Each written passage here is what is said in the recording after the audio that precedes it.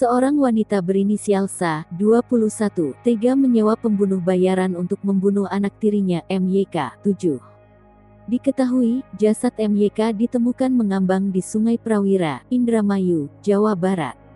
Ibu muda itu pun kini telah ditangkap bersama sang eksekutor dan ditetapkan sebagai tersangka.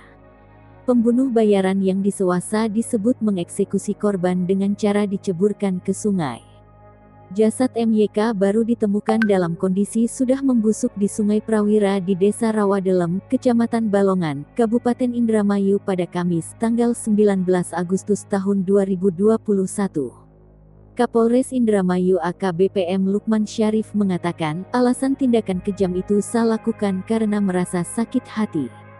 Selain SA, polisi juga mengamankan S26 yang berperan sebagai algojo atau pembunuh bayaran. Kepada polisi, ibu tiri itu mengaku sakit hati dan cemburu kepada korban. Masih disampaikan SA, sakit itu karena ayah korban sering memberikan perlakuan berbeda antara anak hasil hubungannya dengan pelaku dan korban. Ayahnya tersebut lebih menaruh kasih sayang kepada korban. Di sisi lain, ibu tiri tersebut juga merasa kesal karena korban susah diatur dan sering mengamuk bila meminta jajan.